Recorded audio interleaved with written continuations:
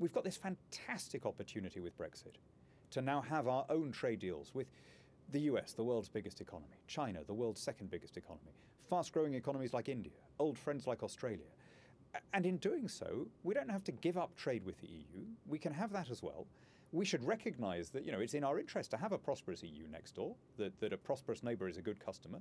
And I hope that they'll recognise the same, that it's in their interest to have Britain as a globally engaged trading nation. Now, tonight's launch is being hosted by the Foreign Office. I think Boris Johnson has called this a noble cause. Liam Fox is going to be there. Is this an attempt to try and wrest back the terms of the debate from the Treasury? No, on the contrary, I don't think you'll find any cabinet minister who is against the idea of free trade. We've been working very closely with Number 10 about this, and one of the things that unites pretty much every Conservative is that we're in favour of giving people more opportunity through greater competition and increased commerce. It's all about making sure that after the Brexit process is completed, we take advantage of these incredible opportunities that are opening up in front of us, because you don't get a chance like this again. Either we open our markets, or we just kind of carry on with our own version of what we're doing at the moment as EU members. And if we do the second, I think we will have walked past one of the greatest opportunities offered by leaving the European Union. So how concerned are you on that basis that it looks like we're going to get a transition period post-Brexit that lasts until at least the end of the current decade?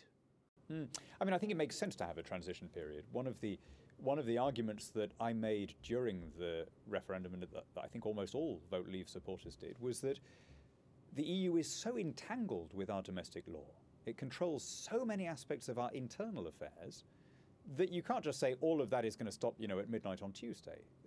There has to be a period of disentanglement where we put new arrangements in place, where we can continue to cooperate as a sovereign country rather than as a province of the EU. And of course that's going to take time.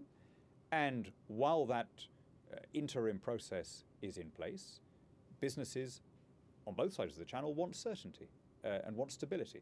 So it's a very reasonable thing, I think, to say we will have bridging arrangements to make sure that the transition is effective.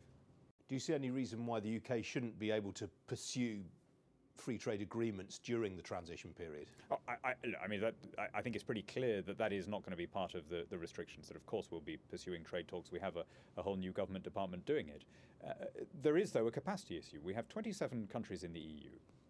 My guess, actually, is that the trade aspect of our talks with the EU will be the easiest bit. I mean, we've perversely started with the hardest bit, which is the money. But once we get onto trade, the inertia bias, if you like, will pull towards free markets, because this will be the first ever trade negotiation in the history of the human race where you're starting from a position of zero tariffs and regulatory equivalence. So that bit I don't think we should be disproportionately worried about.